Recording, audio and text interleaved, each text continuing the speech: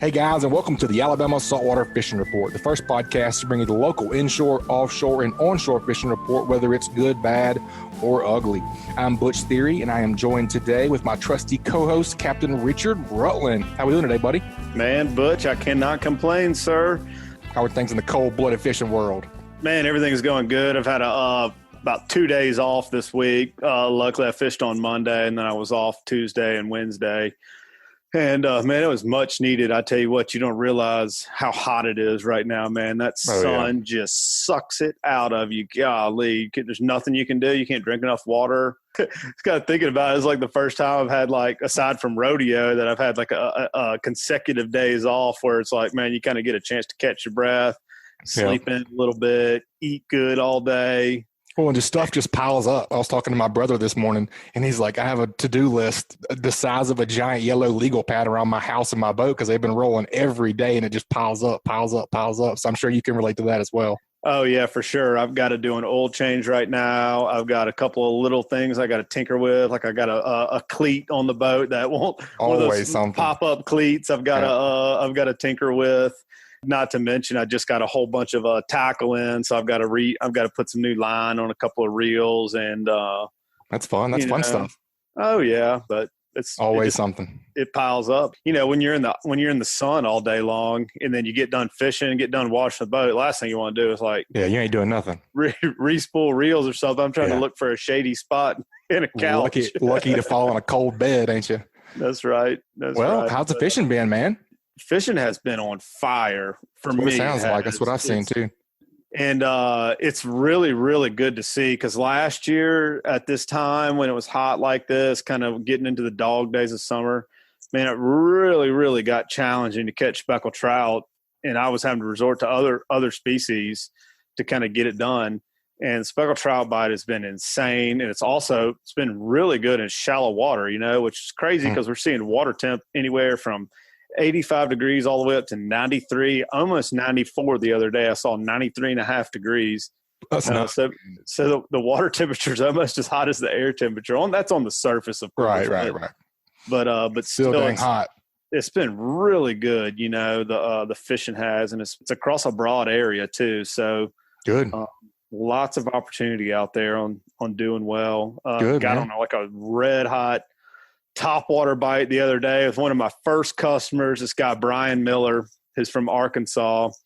I took him and his daughter and her boyfriend fishing the other day, Blair, and we were on a topwater bite. Probably caught on. We had like a blow up every cast on topwater for like 2 hours. It was fun. Probably one of the best topwater bites I've been on this year. Yeah, and Brian, he's been going with me since I started, so for 10 years.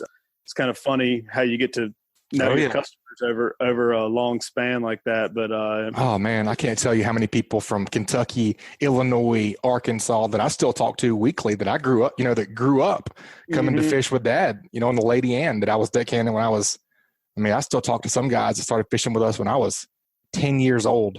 It's crazy. Man, that's neat. It's cool. It's fun how you get to develop relationships like that. And fishing community is just cool, man. For the vast majority, we got some good people around here. Yeah, Brian was making fun of me because he started listening to the podcast, and we were talking about the flounder, and I was talking about the live well, you know, and I said something about my beautiful bubbles in the live well, and he said he turned it on and heard me saying that and started cackling. He said, "Yeah, that's exactly like something Richard would say. My beautiful bubbles in the live well." That's right. Oh, that's awesome, man. We got some good reports today. We are hearing from a new contributor, Shane Toole. He runs the Necessity out of Orange Beach. I think it's a big old Freeman. I can't wait to hear about that thing. And we'll talk to Patrick, and then we got the Bama Beach Bum to finish it off. Last but not least, of course. You ready to get into this thing? Yes, sir. All right, man. Let's head down and talk to Blakely Ellis, the CCA Alabama. Back to the show. How we doing today, Blakely? I'm doing good, guys. How are y'all? I'm not quite as good as Richard Rutland fishing for a living, but, you know, I try, I get by. We all got to have our heroes, right? That's right. Well, tell us about what's going on with you guys, man. I know you guys have some exciting things coming up, and you've been doing some exciting things. So just kind of give us a rundown. Yeah. So some of the stuff we've done this summer, a lot of it's involved tagging. We sponsored the Deep Sea Fishing Radio's live live weigh-in category for the speckled trout and redfish, and that was really fun to be a part of, and to see them have such a successful event, see them have so many live fish brought in and tagged and released, and so that was really neat. Like, I want to make a note on that. I really, really, really was tickled to death to see how we changed the format of it just being the largest live to making it the greatest number of fish for the winner there.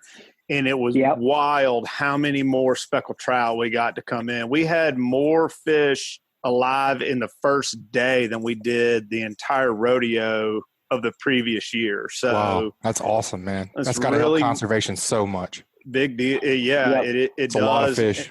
And hopefully we can kind of some of the guys that I saw come in that were weighing live fish already are tagging some fish, but we need to convert some of those guys to become taggers as well to kind of get that cranked up a little bit. So that was really cool, man. And I really, everybody knows I'm past president of the rodeo and still on the board of directors. And man, we just really want to thank the CCA and thank you for your support with that, because I think it really goes a long way with the fishery. And I think we're starting to see some success from the limit changes and just putting awareness out there, man. We're just, like I said, was saying right before you came on, the fishing's off the charts for speckled trout right now. And I think it's due to the number that we have a greater number of fish, better year class of fish coming around, and new regs.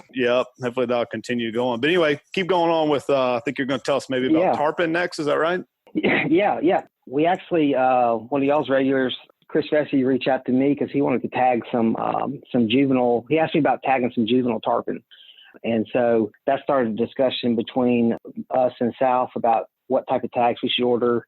And they showed us these certain tags, and we were like, well, those are probably too big for juvenile tarpon, but what if we ended up getting some of those for some big fish? And these aren't satellite tags. These are, just basic spaghetti tags. And so we actually ended up doing both. We ordered some juvenile tags to get out, and so some folks can tag some of the juvenile tarpon that we have in Alabama. And then we received a tag like July. It was the Monday after the 4th of July. And we ordered I think we had 100 of them. And that next day, I was already had the addresses and shipped the stuff out. And then on Thursday of that week, we had a Zoom conference call with the 8 or 9 of the different tarpon guys that had the tags. And then come the very next morning, Friday morning, Captain Troy Price sent a group text out that he'd popped the tag in the first fish. So that was pretty neat to see it all come together really quickly, because obviously, there's a certain amount of time that the tarpon are in here pretty thick. And so it was really cool to see it all come together.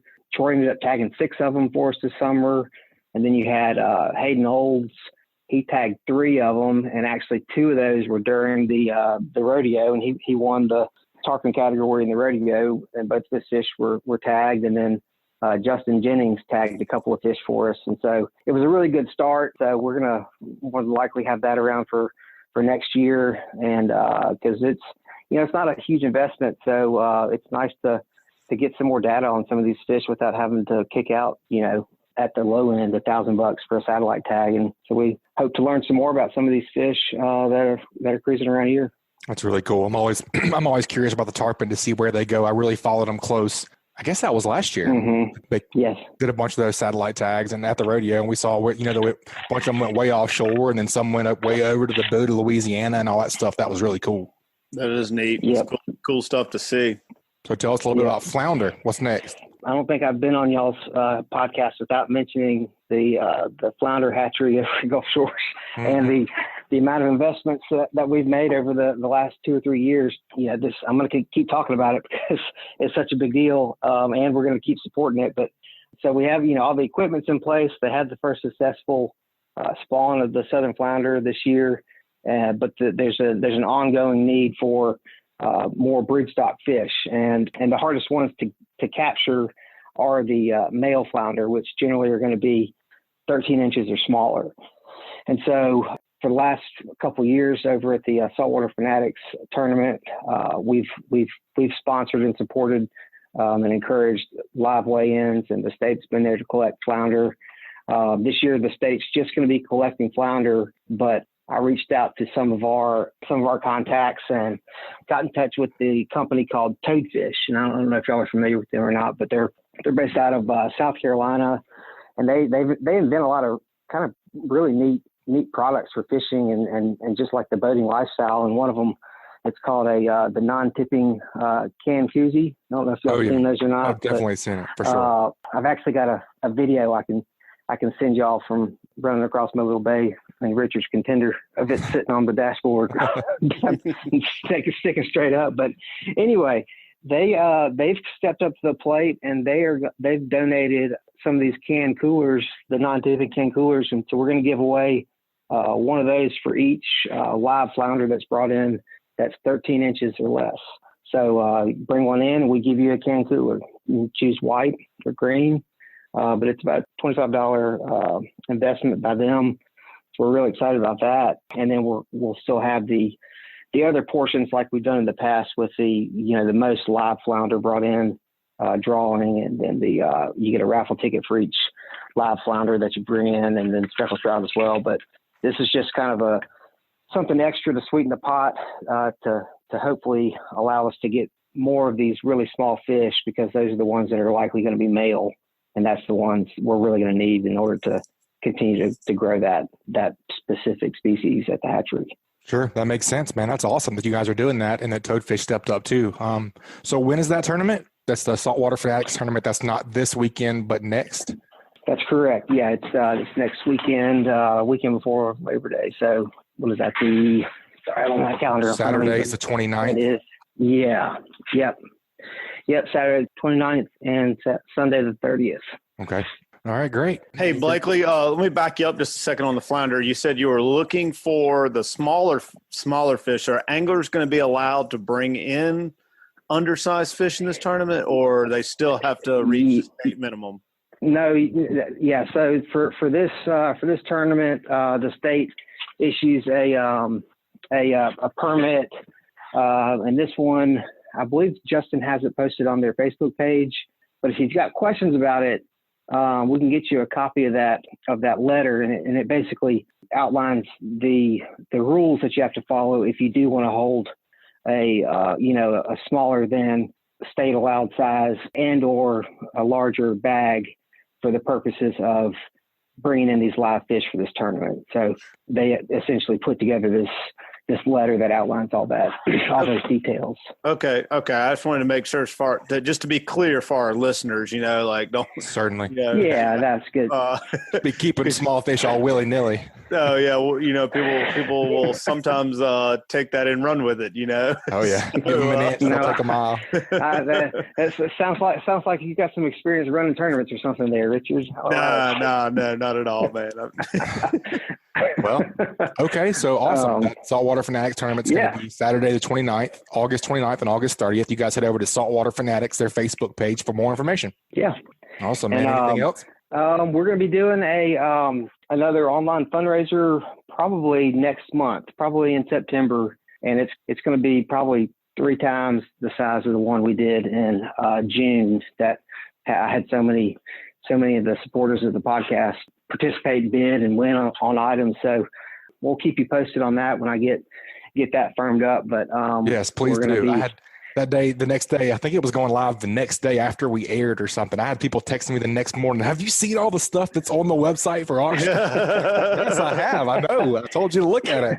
I had people texting me that whole next day. That's a true story. Yeah. It's essentially going to be taking the place. We're pulling the plug on any attempts at putting together an in-person event this year, and we're going to roll all of our resources into one big statewide silent auction. So awesome. We'll have lots of good stuff. Yep, definitely keep us posted on that, and we'll have you back on to give us the rundown on that before that runs. All right, guys. Well, we appreciate it, and everybody, don't forget to buy your CCA, your saltwater fishing license plate, and help us keep doing all this good stuff. That's right, and we push that every week, man. We appreciate you guys, Blakely. Yep, thanks, guys. Y'all have a good one. All right, Richard, I'm super excited about our next guest. Me and Shane have been talking for about a month. I've been trying to get him on, but he fishes too dang much. I can't ever get him on the phone. How are we doing today, Captain Shane? Oh, awesome. Appreciate the opportunity to finally get on here. Yeah, heck yeah, man. So we are talking to Captain Shane Toole of Necessity Sport Fishing out of Orange Beach, Alabama, man. So just kind of give us a little background about how you got to where you are and a little bit about your boat. And I'll just ask questions as I see fit, if that's all right. I think it's my 15th year fishing professionally or getting paid to go fishing. I mean, I've done it all. I started out charter fishing out of Zeke's on snapper boats and jumped on some private boats. And then I went back to charter fishing for Ben Ferry on the Necessity Resmondo. I learned a lot from that man. And I got back into the sport fishing game, did the tournament circuit, fished on the Breathe Easy, Real Addiction. We won the Triple Crown on the Breathe Easy that year. I was on there with Nick Knopfheim. And Dr. Barnes hit me back up, the owner of the Freeman over here, the Necessity, and gave me this opportunity, and I've been very thankful for it. Awesome, man. Tell us a little bit about the Necessity. How big is that Freeman, and how many horses has she got, et cetera? Yeah, we're a 42 Freeman long range. It's got quad 350 horsepower Mercury Verados. I can't even imagine that, dude. I grew up on slow big nasties, like I told you. I can't imagine that. I'm excited to ride on a Freeman tomorrow. Oh, it's a game changer. It's awesome. I mean, I went from cruising at 10, 12 knots on a good day to, our minimum cruise is 35. If it's really calm, we can do a 45 to a 48 knot cruise. God, you can cover some ground that way, man. As I say, it's really interesting how the offshore center console has absolutely changed. Oh, it's taken over. Because you think about Butch, like when you were talking about earlier, when you were 10 or 12 years old growing up on your dad's boat, you guys were fishing like the last frontier way out there. You know what I mean? Oh, yeah. We were going out. That's nothing now. But it would take you, all of 12, 18 hours to get that far out. For sure. And now these guys, now you can get out there to the same water in like, I don't know, an hour and a half, 2 hour run. You know what I mean? And even when it's choppy, you can do that. And it's just unreal. Yeah. And the efficiency of these big things too. You know what I mean? Like, what's your efficiency on that Freeman, Shane? Mine's not as good as some of the smaller boats, but I'm at 50 gallons an hour at a, 40, close to a 40 knot cruise. That's crazy, man. So actually, since you've been around the block and you've been on big slower boats with the comforts, why is it such a game changer other than the speed? There's got to be other reasons, right? For me, the biggest game changer is the speed. Like the stuff I used to fish way down in the Southwest on deep drop trips, it'd be a 2 or 3 day trip to go fish that. Now I'm fishing it on 10 hours and 12-hour trips. Dude, that's nuts. It's really so much access to the fisheries. That's really cool. And then, like I said, just the efficiency that you can do it in, you know what I mean? You can burn probably a quarter of the amount of fuel that you used to, and get there in half the time and do it in one day, That's crazy. How much fuel does that thing hold, Shane? We hold 800 gallons. Oh my gosh. That's insane. That's plenty. When people ask me, like, well, where do you sleep on that thing? I sleep in my own bed when I get home because I don't have to stay out overnight. I don't have to stay out overnight. That thing's got a tower, doesn't it? Yeah, we got a tower. We use it for during cobia season. If we're doing some tuna fishing or marlin fishing, I'll get up there, but mainly for cobia fishing. Yeah, man, that thing's awesome. All right. Well, I know you do a lot of fishing in general. I know you do a lot of daytime sword fishing and stuff like that. I saw where you went 6 for 6 on swordfish the other day. So I would love to get a swordfish / offshore report from you. Just kind of walk me through what you've been doing, man. The swordfish bite has been incredible this year. Like I said, we went 6 for 6 that day. I think my last 4 trips, 1 for 3, 1 for 3, and 3 for 4 in my most recent trip. If anyone's interested in going swordfishing or it's a bucket list trip, right now is the time to go. I'm never going to guarantee a swordfish, but the odds are high on being able to catch one right now. Awesome. So you guys do all daytime. I guess you're going. Do you have a target depth that the fish are there, or a target bait? Just kind of walk us through what it looks like for you whenever you're going on a day to day. It just depends. If I'm fishing down in the southeast, the normal depths anywhere from 12 to 1,400. We try to fish structure. We don't fish open water. We fish some kind of rock or salt dome or ledge. Now to the west where we've been fishing, there's like a ditch there by the Petronas. One of my pro tips, we were talking about that, would be fishing the bait. If you're not marking bait, you might catch a swordfish, but it's just like fishing for blue marlins or tunas. Even though the bait's in 1,500 feet of water, you still got to keep your boat on top of that bait or you're going to have a bad trip. Okay. It's just kind of like fishing in general, whether you're inshore or offshore, right. Find the feed, find the fish. Find you know life. what I mean? I know speckled trout fishing for a living, man. And when I get to an area, man, if I'm not seeing mullet or some pogies jumping around or some flipping around or a few shrimp scattered here or there, man, I pick up and I move. You know what I mean? I was like, I can get to an area and either be using my electronics, whether I'm in deeper water or just, reading the water on the surface. If I'm not seeing something, I pick up and move. And that could be a place I fished yesterday and whacked them, and I'd show up there the next day, and I don't see the right sign. I'm gone. You know what I mean? Let's get out of here. Yeah. So, every day I go back to the ditch, the bait is in a different spot. Like today I was 6 for 6. I think there was 10 or 11 other boats there, and they're all south of me. One or two were north of me. I think only 2 or 3 other fish were caught, but I was literally driving around waiting until I marked bait. I was even marking swordfish and dropping to them. I have a really good transducer, which makes a big difference, but I wouldn't even waste my time making a drift unless I was marking a bait or marking a fish and, making every drift worth it. Let's talk about your electronics a little bit. What kind of transducer are you running, and then what brand of electronics are you using? I'm running my Garmin's. I got 24-inch Garmin's, which are huge. It makes it really nice to see the screen. I mean, the big transducer is an Airmar R599, 3 kilowatt, 3,000 kW. It's a good one. You're reaching out and touching them for sure. Oh yeah, it's very powerful. So you can see like fish farts and stuff down there, right? Magical bubbles. Oh yeah, nothing gets by me on that screen. That's pretty neat. Do you have to zoom in on that bottom to see all that kind of stuff, or is it just mark up pretty good while you're looking at your screen? I mean, I like to run a split screen with a split zoom. I mean, I got one side zoomed all the way out, one side zoomed in within 500 feet of the bottom. Nice. It helps out just a little bit. Sometimes the bait's, not a big show, but like my last trip, I was 3 for 4. It was like 100-foot, wall of bait for about 500 yards. You think that's the thermocline? I think that's where those bait are hanging out? We call that a DSL, a deep water scatter layer, where you mark your squids and your heels and your bait. You'll see that down there, but this was literally a giant wad of bait or something holding tight to the bottom. And every time you drift through it, you get bit instantly. Yeah, that's awesome, man. Well, let's talk bait a little bit. What's your favorite bait for daytiming? Or do you have some secret stuff that you can't tell us? No, there's no secrets. I'm a big squid guy. I like squids. Yeah, me too. I mean, everything elite squids. It takes a little longer to rig them, but if you get a bite on it, they're normally going to hook it. Awesome. All right, man. We got to get that offshore tip from you. Another one, since you already gave us one. This week's offshore tip is brought to us by Hilton's Offshore Charts. The days of heading out and blindly looking for fishing areas are pretty much over with. Don't waste your time and money on fuel searching for fish. You need the most recent, highest resolution images to not only know where to go, but also where not to go. The knowledge provided by today's technology is critical when planning an offshore trip. Make the choice that professional captains all over the Gulf make and choose Hilton's Real-Time Navigator. The easy-to-use interface and excellent customer service will have you on the fish every time you go. Check them out at hiltonsoffshore.com. What you think for a pro tip this week, Captain Shane? The most general pro tip I can give, which is really important, I think, on any boat, is PMA, positive mental attitude. I mean, I can't stress it anymore. If we don't have a positive attitude and everyone's in a good mood, a happy boat catches fish.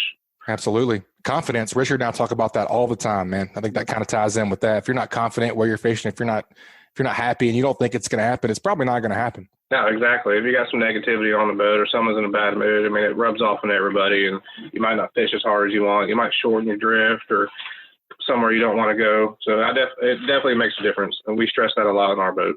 I like it. I like it a lot.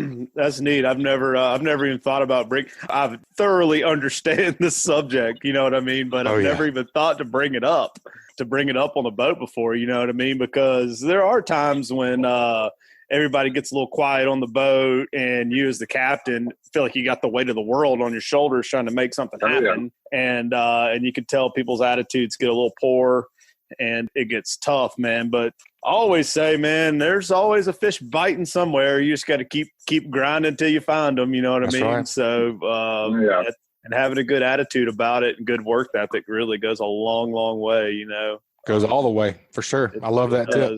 We always say we're one bite away from the best trip of our lives. That's true. Hey, I like it, man. I like a grounder. I like a hard fisherman. Sniff test. Yeah. What you think, Richard? Oh yeah, I think he's passing the sniff test. Think he checks out? I think he checks out. We might have him on again. Might have him back on. All right, Captain Shane. Well, if folks want to book a trip with you, man, let's get down to the nitty gritty. What's the best way to get in touch with you?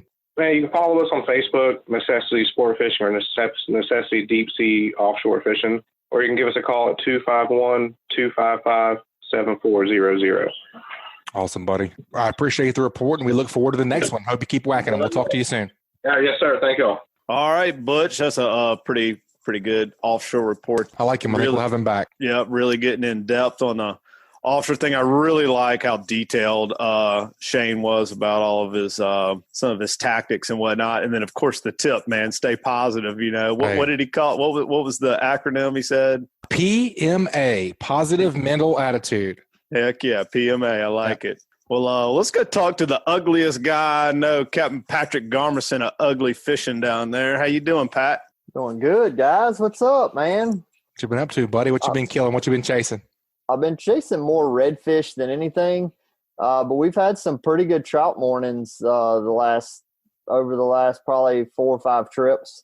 Nice. And in the redfish thing, I'm starting to mix in some sight casting. Saw you went to my pumpkin patch. I don't like that. I don't like that.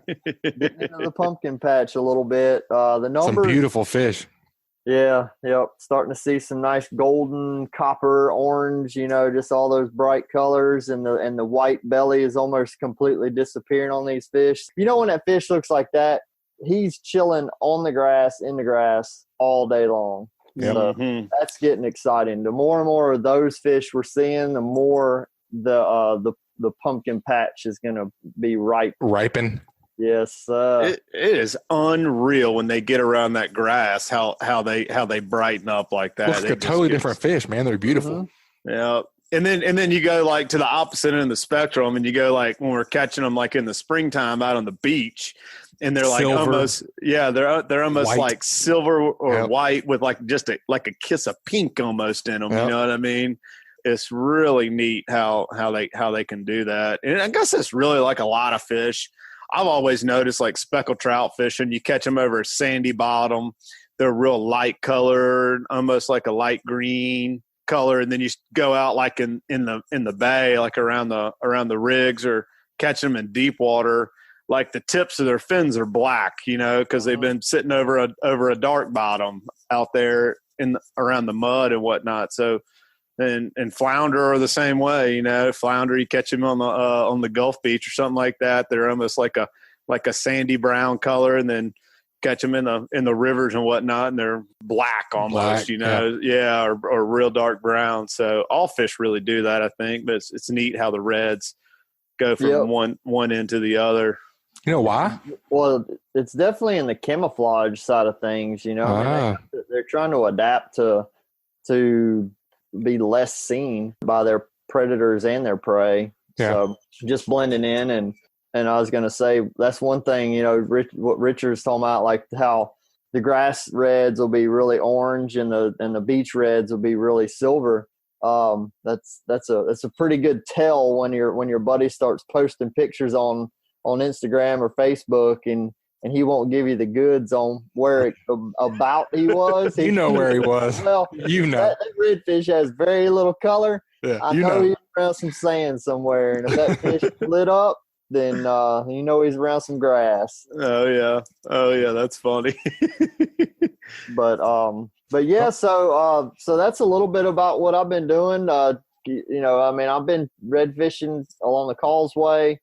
The western shore, the eastern shore, red fishing is starting to finally kind of get, where I'm getting excited about getting back out there and chasing them. The last, I don't know, probably since really May, June, July, red fishing for me wasn't all that great. I mean, even when I went out and specifically tried to put an hour or two or more in on red fishing, I mean, we were kind of doing one fish here, one fish there, sometimes not even getting a bite. So now it's getting more consistent where I feel confident in saying, you know what, let's if we leave the dock and you want to catch redfish, we're going to catch some redfish today. And then on the eastern shore, man, from Weeks Bay to I-10, almost the entire length of the eastern shore is covered up with shrimp.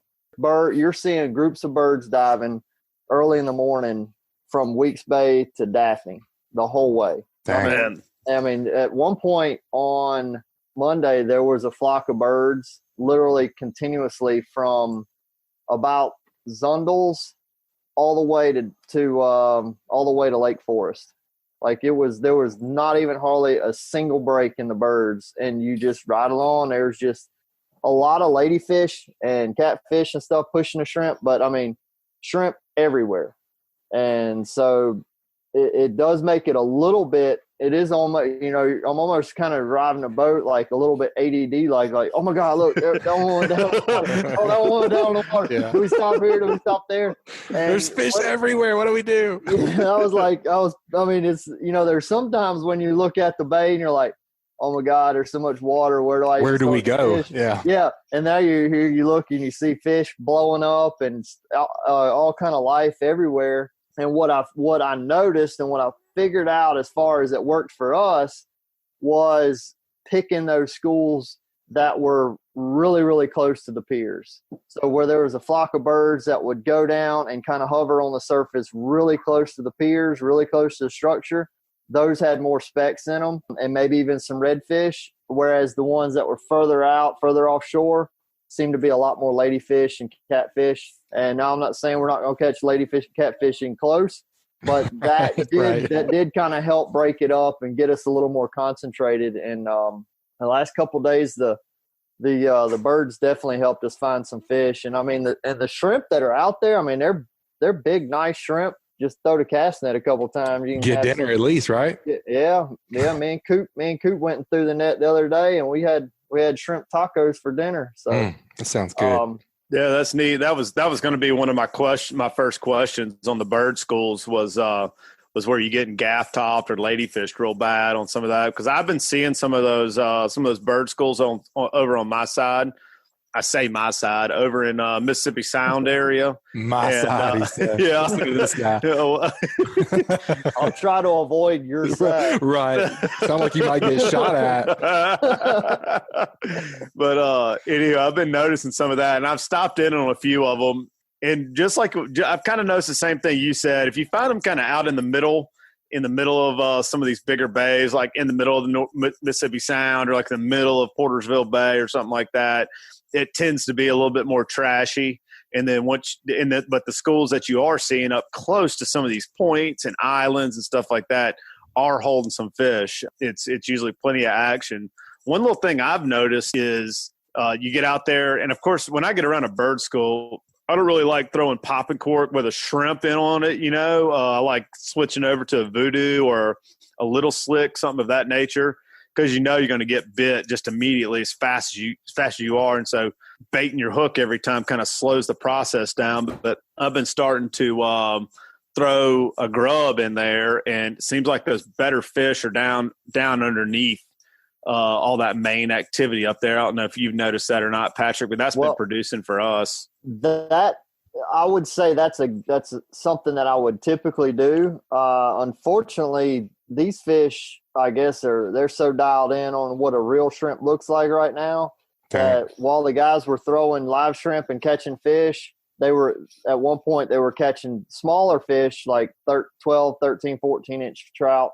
So I just grabbed a big slick, and I said, well, maybe I can figure out if a bigger one will bite. Didn't get a bite. Threw a little slick, didn't get a bite. Threw an artificial shrimp, didn't get a single bite, and the guys were still catching fish. So unfortunately, I didn't find the results the same. But I would agree that you were correct. A lot of times when I'm in Mississippi Sound, I don't even throw a live shrimp. Like when I pull up to a school, I'll hand a guy like a paddle tail grub or a little slick and be like, I want you to throw out there, see what you catch. If it's catfish, we'll just keep moving.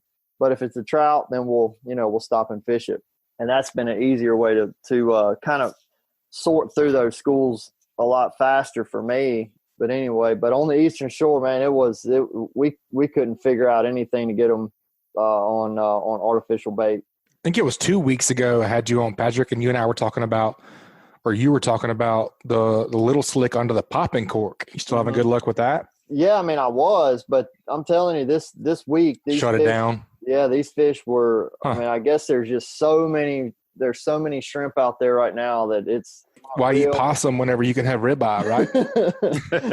I guess that's the attitude. But I tell you what, man, we're catching like 13-inch trout that are trying to weigh about 2 pounds right now. I mean, they're as big around as they are long. So I mean, these things are eating real good right now. So they have identified what is real and what is not. So that's funny. Man, I tell you, it just tickles me to death to hear you talk about how many, how much bait, how much life there is over on that side. And I'm seeing the same thing over in Mississippi Sound and around Mobile Bay, just like how many fish there are around right now. And especially the time of year it is. I don't know if you remember last year in August and September, man, but like trout fishing was like non-existent almost. It was scraping by. Really hard to get by. And this year it's been completely different. And I think there's a whole new stock of fish, year class of fish that have moved in, and it's crazy. It's like, it feels like there's 10 times the number of fish around this year as there was last. You feel that way too? I feel that way. As far as the trout are concerned, it seems like anytime I just say that I'm going to go trout fishing, we're going to catch some. I mean, we may go and catch 40 of them that aren't even keepers, but I would agree with you. Like last year, it would seem like if you caught 5 undersized trout, you were like, wow, we're on a really good pattern here. So, yeah. That's a good thing, man. It's good to hear. I really got tired of even attempting to catch trout last August. I mean, I went exclusively red fishing and if somebody wanted to go out in the Gulf and chase kings or Spanish or something else, I was like all game for that. But the guy that said, man, I'd like to catch some trout, I'm like, yeah, wouldn't we all, Yeah, I would too. You got any tips on where we can go do that before? Right. Got any insider info?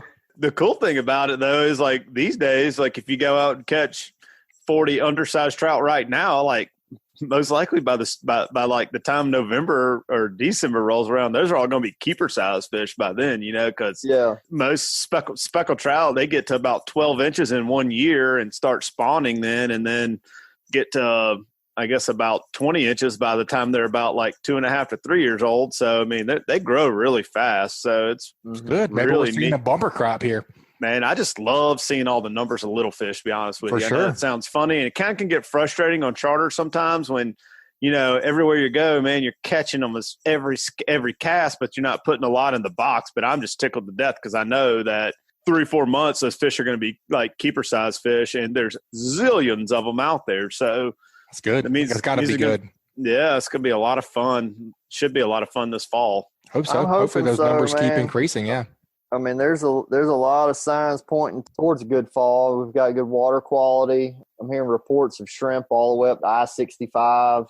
The guys that are bass fishing up there, they're saying there's shrimp all in the grass up there. So to think about having white shrimp from Fort Morgan, Weeks Bay area all the way up the entire eastern shore, a lot of bait.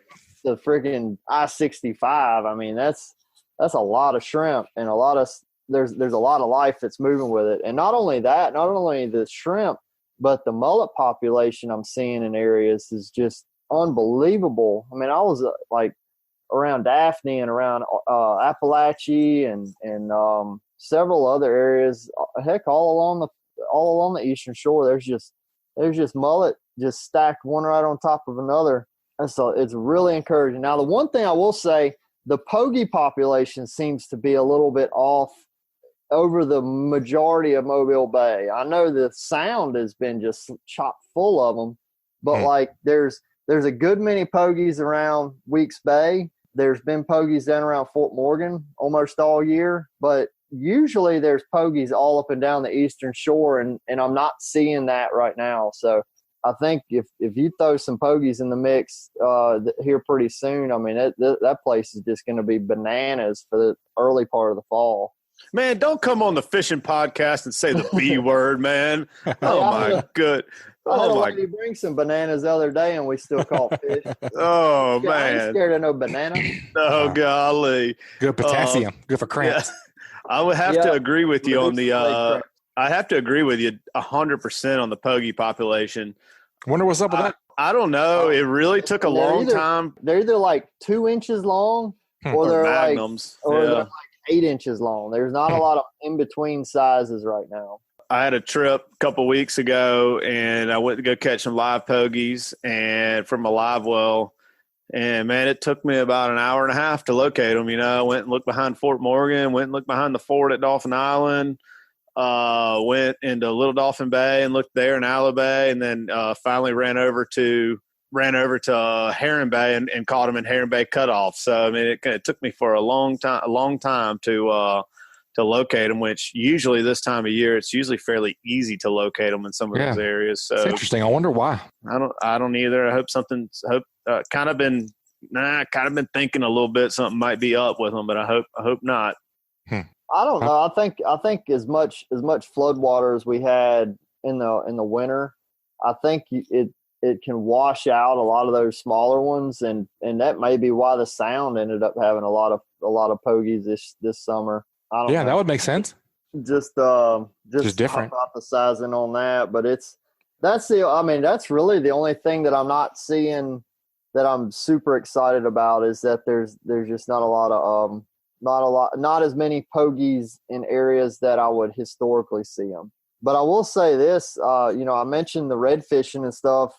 If you are going red fishing, the one thing that has been really consistent for me in the last couple of trips is if you're going live baiting, man, every type of bait fish every type of bait fish you can get your hands on, a redfish will eat right now. But it may be like you may have mullet, bull minnows, even small pinfish or croakers, or if you get your hands on some smaller pogies, you may go out and catch 6 redfish and never catch 2 on the same bait. So if you are going to go out and live bait for some redfish, having as many different finfish options and some shrimp is going to help you put a couple more fish in the boat, because I mean we'd have a guy throw a live shrimp, catch one, bring it in, put another live shrimp on, throw it out there, catch a catfish. The other guy throws a mullet in there and catches a redfish right in the exact same spot that the other guy just threw a shrimp in there and caught a catfish. Seem to be like some diva fish. They want a buffet. That seems unfair. It does seem unfair, but if you got a cast net, this is the time to use it for sure. Yeah. Oh, and one other thing, Richard and I do a lot of fish tagging. We tagged a 27.5-inch redfish on Friday. Went back to the same general area today to try to finish my trip out. Caught the fish again. Oh man, that's cool. That's awesome. Stuck another tag in him, so he has like dual antennas on his whipping in the wind. I like it. Yeah. Man. That's awesome. Hey, Patrick, I want to back you up a little bit. I do a lot of fish tagging. You do some fish tagging. Just always remember that, okay? Yeah. You're talking to the champ, boss. Dang, he went there. Yeah. I have to, man. I got to pick on my buddies, man. I don't mess with you if I don't like you. All right? We were just talking to.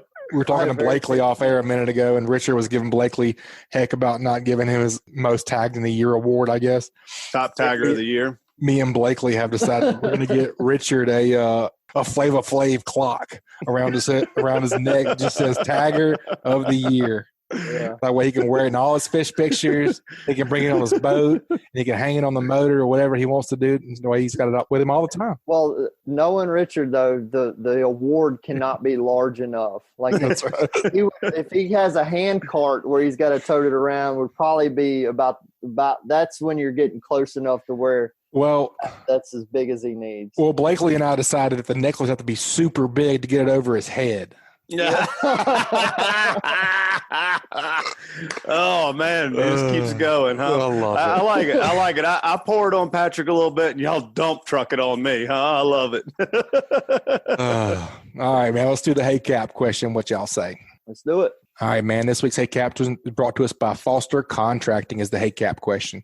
Often when a business is small, you miss the professionalism that you get with larger companies. That's not the case with Fortified Roofing Pros. They're a family-owned business that is big enough to get the job done, but small enough to care. If you're looking for quality construction with a dependable, licensed, and certified fortified roofing professional, give the Fortified Roofing Pros a call at 251-973-9999. Remember to support the local businesses that make your local podcast possible, and check them out at fortifiedroofingpros.com. All right. This week's Hey Cap question comes from Matthew Reams. He says, "Hey Cap, we thought this was applicable with Labor Day coming up and really just the traffic being up in general on the water. There's been so many more people fishing and boating this year. I think this question will be good to ask for both of you guys." He says, "Hey Cap, how do you deal with the crowd on a holiday? Do you just stick it out or do you find some quiet, less crowded water?" Like both of you guys have had a vast experience in this realm. So what you think, Patrick? Summertime, springtime, any type of my warmer months when the vast majority of the fish are going to be out in open water, out in the bay, out around, the reefs, the rigs, the wrecks, all that stuff. If my customer is flexible to kind of whatever I want to do, I may go throw a Hail Mary and go hit some areas that are way less traveled, way less targeted that time of the year. So where everybody may be fishing the south end of the bay during that holiday weekend, I may go try my hand at specifically targeting redfish up on the causeway or something like that, where the people that are on the causeway, they may be crabbing or boating or just sandbarring it or whatever. But now, like in the cooler months when a lot of our fish are going to, say like Thanksgiving holiday, for instance, I can remember years where the fishing was really, really good in the Delta Thanksgiving weekend, and there's a giant school of fish in Tensall and Raft or Mobile or wherever the school of fish was that 800 other people knew about. Sometimes it's doable, and you can get in there and everybody kind of drifts and catches some fish and stuff.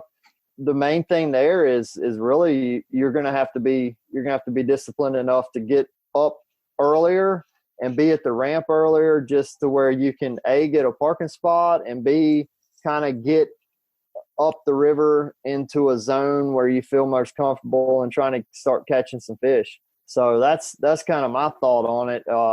So you don't stick it out. You find quiet, less crowded waters. What you're saying? Yeah, sometimes. Most of the time.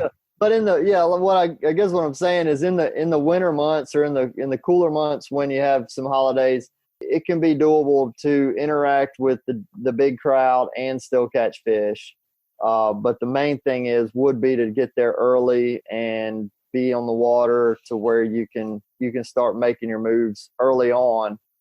Before you have a huge migration of people in there, say, the guys that are launching it from 6 o'clock to 8 o'clock, and they're going to start trickling in and starting to crowd the waters out. I mean, that's my thought. And then you could also pick smaller rivers or something like that. But I'm not going to run from a crowd in the cooler months. I don't mind kind of getting in there and figuring it out. That's a very good take on that, Patrick. What I usually do is, like we say, warmer months. Talking about like we have a big holiday coming up with Labor Day just 2 weeks away. Yep. I'm usually going to pick a different boat ramp to go out of in general. The other thing I'm going to do is I'm going to go get my bait the night before or the afternoon before and make sure you got a good means smart. to keep. I didn't even think about that. Yeah, that's smart. So you don't Instead of waiting in mess. line at 7 a.m. or 6 a.m. for an hour. That's smart. That's right. Yeah. I mean, like I'll just tell you right now, when Labor Day weekend comes around, Friday, Saturday, Sunday, Monday, if you're not the first person in line at the bait shop in the morning when they open up, you're probably not going to get bait. You know what I mean? It's going to be one of those kind of things. Yeah. So I'm gonna chase it down the night before, the afternoon before, when they've reloaded, after the crowd's thinned out. And then I really am liking these little twice the ice machines where you can just stop and grab your ice on the way to the boat ramp. I do a lot of fishing, pretty much run 99% of my trips out of Dolphin Island right now. So I'll use a different ramp, like either going to Bayou Battery ramp or going to the Westphal River ramp, something like that. And I'll go out of one of those places. And then like Patrick was saying, I'm not going to fish any of some of the bigger, well-known reefs, like some of the West End reefs or the Shrimp Boat Reef or around the gas platforms in the bottom of the bay, which I don't do a lot of that anyway. But I'm going to try to stay off the beaten path. Sure. Go down to like Get Grand Bay. somewhere. Go down to Grand Bay or fish some of the smaller stuff in around Portersville Bay, something like that for this time of the year. And then kind of getting into like cooler weather, what Patrick was saying, if it's on up in the causeway, everybody knows it's on up in the causeway. I can't stand the crowds, having 100 people freaking fishing around you, and everybody knows who we are. So they're just snugging in closer and closer, it seems like. So sometimes I pick a different system to go to because the fishing's good up there. It's going to be good in other places too, like either going to Dog River or Foul River are good places. Foul River on the weekend can kind of get a little tight because it's not a very big body of water, but Dog River I think there's still snakes and gators in Foul. I haven't heard the full report on that, but I think there's still a snake and gator outbreak somewhere around there. Yeah, but Dog River, you can spread out a little better in Dog River. It's a much bigger body of water. So there's still plenty of opportunities everywhere to do that, to kind of get off the beaten path a little bit and avoid the crowds. But so it sounds like just use your head a little bit. Yeah. Well, what Richard was saying about grabbing your bait the night before and just getting your whole prepreration done the night before. I didn't even think about that. Man, that's a great point. That is extremely important because you can just go fishing. We're sitting here talking about go ahead and if you're going to get to the boat ramp, get there earlier. Well, if you're the guy that chooses, hey, I'm not going to get my bait, so I'm going to get to the bait shop earlier. All it takes is 5 or 6 other people. Right. Yep. to decide to go to the bait shop that much earlier. And then, if you're like 5 minutes later than those people, you're actually going to be 12th in line at the bait shop when they open it, whether they open at 5 or 5:30, 6 o'clock, whatever. Next thing you know, you're wetting your first hook at like 800. You late, Cap. You late. Yeah. Oh, yeah. So at that point, you're like, am I late to the party, or is it the party over? Yeah, right. Yeah. So, well, that's awesome, man. That's a great question, Matthew. Matthew's going to get a prize pack from the Slick Lure. Matthew, make sure you email us at alabama@bestfishingreport.com with your address to redeem your Slick Lures. Y'all make sure you go and follow the Best Fishing Report page on Facebook, and make sure you join the Alabama Saltwater Fishing Report private group. We always post Hey Cap posts on there, so you guys can submit your Hey Cap posts, and you can also submit them to alabama@bestfishingreport.com. Captain Patrick, I don't know how your book's looking, man, but what's the best way to get in touch with you if you folks want to book a trip? I've got some opportunity next week. This will be the first week that I've had any openings on my schedule since the end of April. So from here going forward, there's definitely some opportunities, whether we want to trout fish, redfish, go down there to the beach and run the beach a little bit. A lot of opportunities over the next probably 5 or 6 weeks to do a bunch of different things. Just give me a shout. You can call me or text me. Texting me is probably the easiest way, 251-747-1554. Getting a lot of people that are messaging me on Facebook and Instagram. And then if you know what date you want to go, you can always go to my website, uglyfishing.com. Click the book now button and you'll see my calendar there live and ready for you to book. So that's probably the best way. If you know what day you can go, get on there and just book it. And then we can have a conversation about what we want to do after the fact. Sweet, man. I love it. That's a good report and a great Hey Cap question. We as always, we appreciate you being on, man. Yeah, guys. Well, I appreciate y'all. Hopefully things keep going this direction. Hopefully. Yep. And keep being ugly. That's right. UGLY. Yeah. All right, boys. I found the bottom of this beer, so it's time to go. Time to move on. Roger that, Cap. Yep. Thanks again. See you guys. Man, that was a good time cutting up with old Captain Ugly there, man. I love that guy. He and I go way back. We both got our captain's licenses like the same year. I've been knowing each other for a long time. Yep. Good dude for sure. Enjoy fishing. Man, our next contributor catches pompano with his bare hands, has known to catch a permit over 30 pounds, catches ling from the beach in his flip-flops, has over 50,000 YouTube subscribers, 11 million views on YouTube. The ultimate beach bum, Matthew Isbell. What's up, Hoss? What? I'm so hyped right now, man. Like, I'm ready to just go, That is a hype introduction.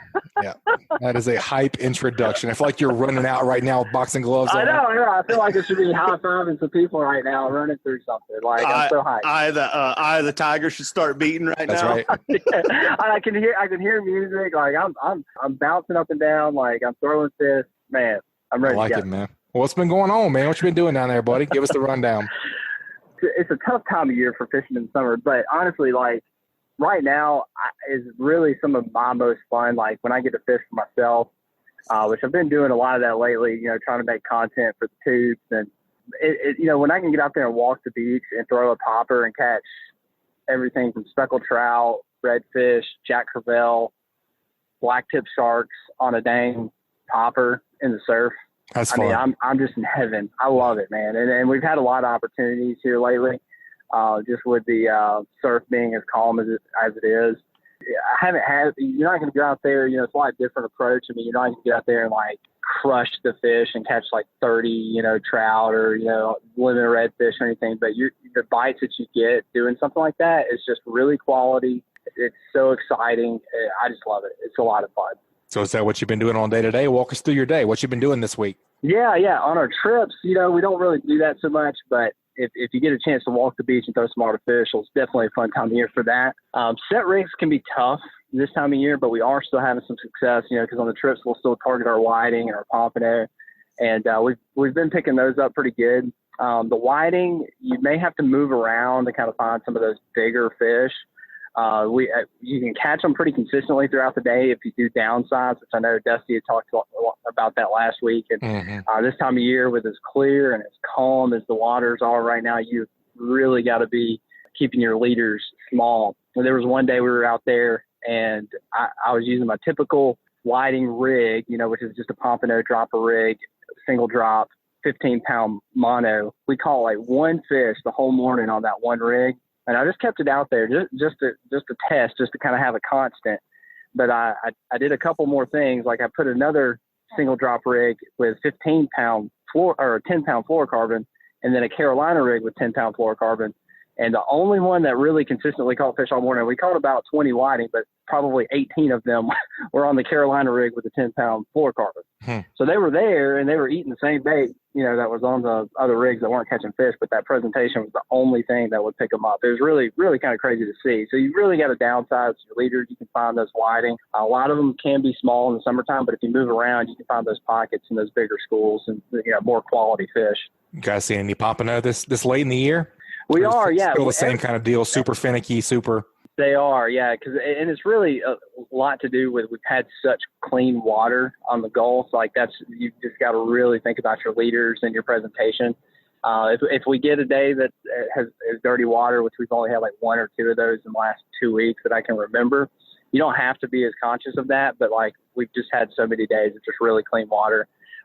And I've been using 17-pound fluorocarbon with no beads, no floats, no nothing, just a piece of shrimp. That's what I've been getting them on, is just shrimp, just real natural, real fresh. And we're usually good for at least one or two pompano every trip. So I'll put out a couple of set rigs, put them out deep. And just a little tip here, it's been a little easier to pick up those pompano kind of later, early morning, if that makes sense. So not like first thing in the morning and not too late in the morning, but maybe I would say maybe an hour after sun up. Yeah. After that sun's been, sunrise, about an hour or so afterwards. That's really kind of the prime time, mainly because what you're getting into at that point is that everything's kind of dying down, like the ladyfish and the blue runners, that feeding frenzy that you've got early in the morning. And it's real tough to weed through those fish. The pompano are probably there. And, if you're willing to weed through those other fish, absolutely put baits out. But if you don't want to deal with that, it may be best just to wait until that dies down. And then you can start picking up those pompano. And then once the sun gets a little bit higher, we're talking 9:30, 10 o'clock, once it starts getting warm, that sun's up, most everything's pretty much shutting off in the mornings. Now, we have had some success in the evenings as well. Afternoon bites have actually been a little bit better, I'd say. That last hour and a half before sundown, I would say that's probably going to be your best shot to have some success. Because a lot of the times, right this time of year, that wind will shift. We get these real calm, clear mornings. That wind, with the wind out of the north, and then the wind will shift to like a south or southeast wind. And that little bit of chop, it just kind of helps get some activity going, and it seems to be a little more productive in the afternoons right there before sundown. Yeah, that makes sense. And their fish also aren't just boiling in the water. The water's temperature is so hot right now. Yeah, it is. It's tough. But it has something that we have been doing as well, and been having some success, if you're into this, is we've had a lot of black-tip sharks. And I do enjoy targeting some black-tip sharks on the beach, and we have been seeing that. catching those on trips. Yeah. So that's always fun. And I just, there's plenty of ladyfish to go around. So all you got to do is take one of those ladyfish that you catch that are bound to catch right now, and cut it up and toss it out there with a shark rig of some sort, some kind of wire leader, something that can handle a shark, and you're bound to hook up. It's fun, man. Man, I've seen how big of these blacktip sharks that you're seeing down there. Because man, I'm gonna tell you what, over towards where I've been fishing, right there around Mobile Bay, in the bay, in some shallow water. And man, if you get out like just out of the mouth of the bay, like we're talking about how clean this water is, you get outside around any of these rigs right around the southern end of the bay. I mean, it's like as soon as you show up to one of the rigs or range beacons or anything, man, it's like, woof, there's sharks all over the place. I mean, like you can't count them all. There's just huge wads of them all over the place. But most of the ones I'm seeing are, only about, 3 foot long or something like that. They're not real big, but there's just lots of them. Golly. Mm-hmm. Yeah, we've caught, the smallest one we've caught was probably about 4 feet. Most of the ones we're catching are in the 5 to 6 range. Dang, that's a heck of a fight from the beach, man. That's a big fish. Yeah, oh yeah, they're decent fish.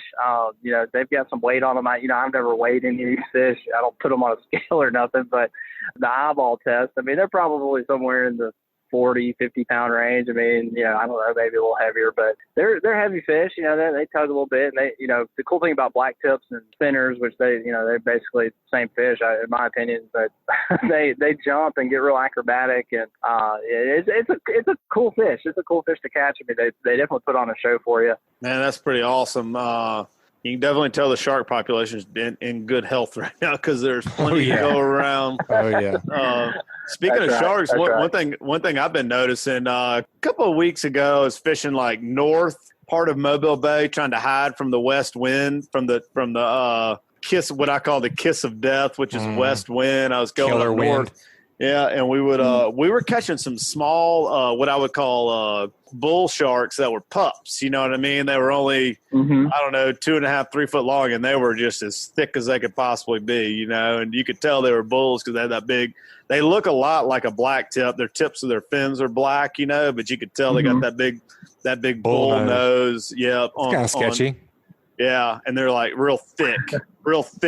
Right, like more football shape than long, like the but man, they're like all the way up to the causeway. You know what I mean? They were kind of all over the place, and I think that's real typical of this time of year for those bull sharks to be there. But anywho, thank goodness we don't see a lot of the big ones. No doubt. Yeah, they might be there though. Who knows? They probably. I would think they're definitely there. They're definitely there. Yeah. They're probably there.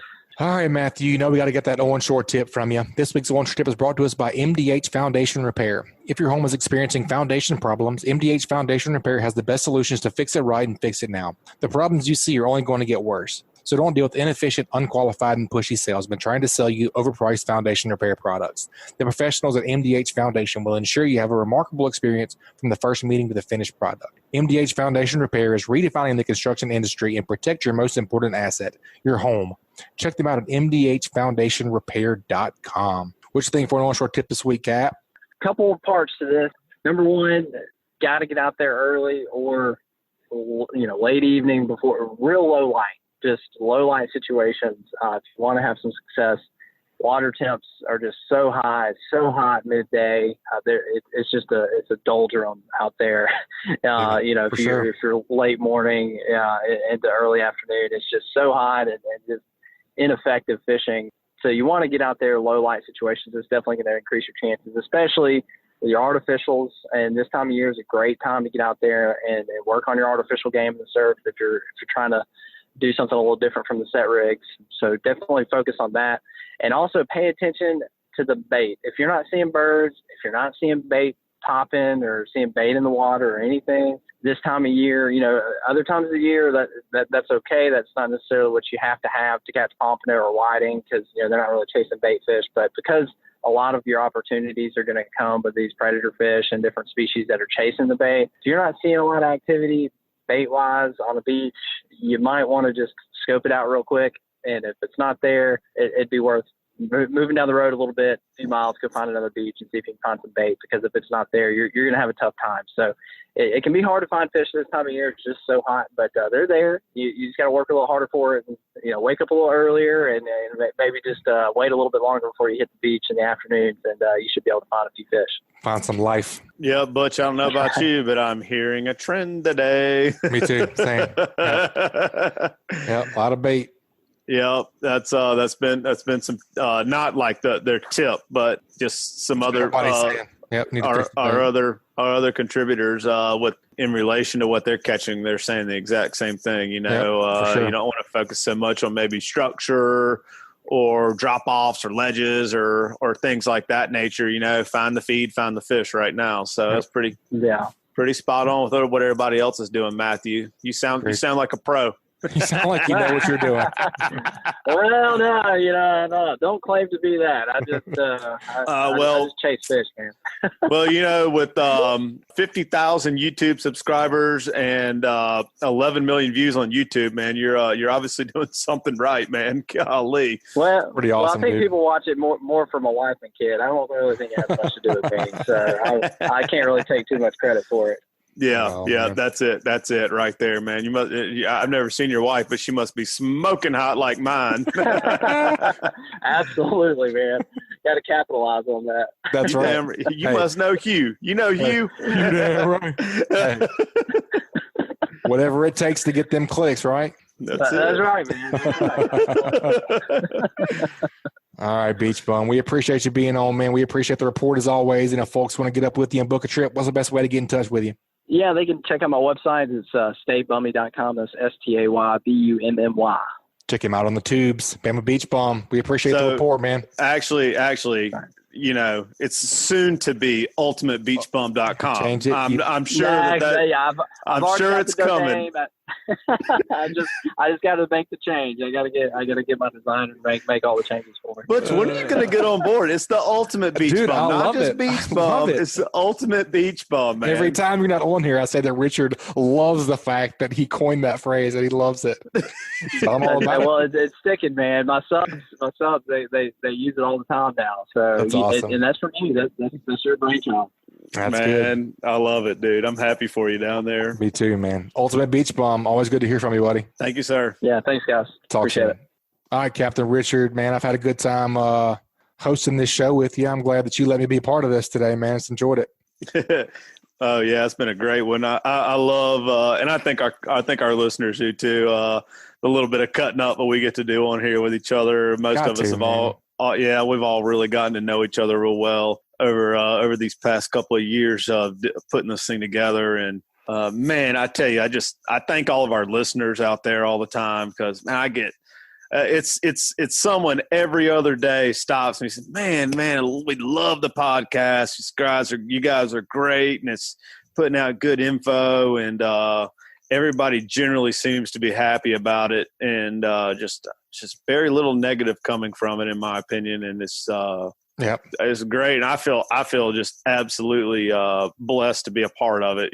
Me too, man. One of the main reasons that we started this thing was whenever I moved to Virginia. I lived in Virginia for a little while for my job, and I moved up there, and I just figured I'd get a boat. I buy a little 21 Mako, and I go catch fish. I mean, what's going to be the difference? I had no idea what I was doing. Right. Going from fishery to fishery, I was begging for information from anyone, and I finally met the right guy, and ended up putting us on the ling up there. And if I would have had something like this up there with the contributors, with our local guides contributing to something, my life would have been. I probably took 10 years off of my life trying to figure out the fishery up there. So that was one of the reasons why we started this thing. And I agree, man. It's an awesome thing. And we appreciate you guys being a part of it. And we're on episode 128, dude. Man. This will be 128. That's pretty incredible. It is, man. I love it. All right, man. You know, we got to do What Did You Learn? This week's What Did You Learn is brought to us by KillerDock. Today, I'd love to talk about a common form of dock dysfunction, skinny dock. You've seen my skinny dock, man. It's got a narrow finger pier. It's got a catwalk around my boat slip, actually. You can even put these things on bulkheads. If you've got a skinny dock and you know it, you're not happy about it, but what can you do? Nothing until now. KillerDock fish cleaning stations are offset and can enhance your skinny dock so that you have the fish cleaning station you've always dreamed of. If you're suffering from skinny dock, check out the full line of natural dock enhancing fish cleaning stations at KillerDock.com. Man, that is pretty incredible, talking about KillerDock, how they have designed that thing to not take up any dock space whatsoever. The whole thing hangs out over the water, angled away from you, so you're not getting wet and getting all that fish all over you when you're spraying it all off and everything. Yep, and it's pretty, and most of them are covered. You know, you've got some shade, which is shade is at a premium right now with how hot it is, man. Unbelievable. And let's be honest, they look incredible. Oh, they do. They do. It looks like a spaceship is on your dock. The design is second to none. Getting on to what we learned, man. I tell you what I learned today. What's that? I'm going sword fishing tomorrow. What? Who are you going with? Oh, yeah. I'm going with, we're going to go, I think you and I are both riding with Captain Bedgood tomorrow. I think we are as well. I'm about to jump out of my pants sitting right I'm excited. here. I'm going to be lucky if I sleep tonight, honestly. Man. It'll be my first trip, first time, it'll be my first trip daytime sword fishing ever. It'll be my first trip on a Freeman, and it'll be my first trip on a catamaran. So I'm excited as well. Yep, I'm both of those too, and this is the biggest bucket list fish I've ever had in my life. I don't expect. I'm a guest on the trip, so I don't expect to actually wind one up. But I'm just excited to go see the process, how it happens. I've just heard we've been talking about it till it blew in the face on this podcast about daytime sword fishing. I'm actually going to go get to put my eyeballs on it tomorrow.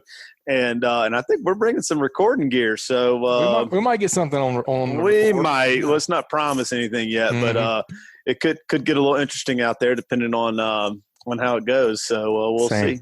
Should be fun. Well, what else did you learn today?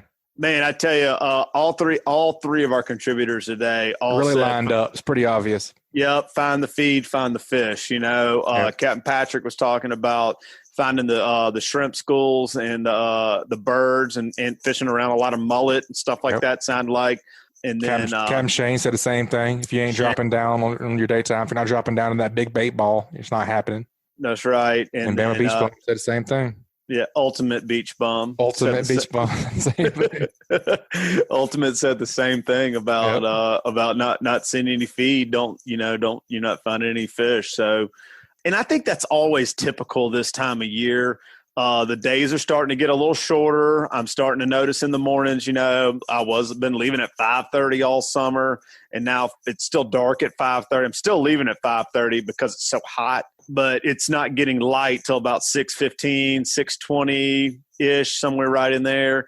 And then it's getting darker a little earlier in the afternoons. And we've talked about that with Captain Patric in that in the past, where the fish start to feel that. They know fall's coming on. They know winter's coming. And it's just like gorge time. You know what I mean? The fish have the feed bag on right now, and they're gorging. Like what Patrick was saying about catching 13-inch trout, they're as big around as they are long. Yep. And I've been Suckers seeing – are feeding up. Oh, yeah, and I've been seeing the same thing. I've been having to most of the time, when we're speckled trout fishing, man, I can just look at the fish, say, oh, yeah, that one's legal. That one's not legal. And I've been having to shake my head a little bit and look at the fish again because they're so round. Yeah. They've been feeding, I have to go bump them on the board, be like, oh, yeah, he's a little short, and I was thinking he was legal. He's just a little thick. He's a little thick. Oh, yeah, I got that thick girl look right now. Right. But anywho, it's really interesting. That's what I learned as well. It all lined up perfectly. I mean, really, it's pretty good. I like whenever it's easy like that. Sometimes we have to scrounge for what you learn, to things to tie in together. I love whenever they tie in together. So I agree. Oh yeah, just that one just kind of jumped off at the page at me, especially when Ultimate said that in his tip. I was like, oh, ding, ding, ding, ding. Yep. I think we have a winner, Johnny. Yep. It was pretty obvious. So. Well, man, I'm not sure what your book looks like, but if folks want to get with you, and I don't want to say it too loud, but Lang's coming up here pretty soon. Folks want to get up with you and get a trip. What's the best way to get in contact with you? on my website, coldbloodedfishing.com. You can find me on Facebook and Instagram. Hit me up on Messenger on either one of those sites, or good old telephone. Shoot me a telephone call or a text message, 251-459-5077. That'll get her done. Awesome, man. Well, I appreciate you hosting with me today. Had a good time. I think it's going to be a good show, like we said. Yep. Lots of good info. Excited to have Shane on. Lots of good inshore, lots of good onshore. We appreciate it, man. Talking about Shane, I look forward to listening to him again in the future, man. Yeah, he was great. Me too. Look forward to seeing what knowledge he can produce for the show for us, for sure.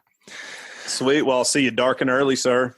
Yeah, see you bright and early, man. Let's hopefully get a swordfish. I got the GoPro charged up. We're all ready to go. So, like you said, may bring some recording equipment. We may or may not make a show. Who knows? We'll see what happens. That's going to wrap it up this week, folks. You guys please subscribe, rate, and review wherever you listen to podcasts. If you'd like us to email you the podcast each week, head over to greatdaysoutdoors.com/ASFR, and we'll send you the new show each week. You guys keep whacking, and we'll see you next week.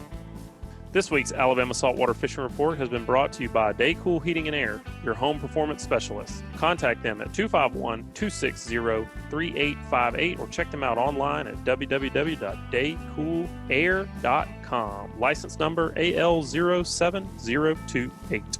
Also brought to you by Coastal Conservation Association of Alabama. Check them out at ccaalabama.org. This week's Saltwater Fishing Report is brought to you by Angelo Depaola, the Coastal Connection with EXP Realty, your boating and beach property specialist. Check me out on Facebook at Angelo Depaola Realtor, the Coastal Connection, or call me direct at 850-287-3440. This week's Alabama Saltwater Fishing Report has been brought to you by Fishbites, scented baits without the sting. Check them out at fishbites.com. And also brought to you by Test Calibration, your source for sales and service of diesel turbochargers and fuel injection systems since 1976. Contact them at 800-822-0057 or visit them online at test-calibration.com. Also brought to you by Advanced Transmission in Spanish Fort. Give the professionals a call who have been trusted on the Gulf Coast for over 25 years at 251-626-6061 or check them out online at www.advanced-transmission.com. This is Captain Richard Rutland, and this report is brought to you by Cold Blooded Fishing. You can find us at www.coldbloodedfishing.com.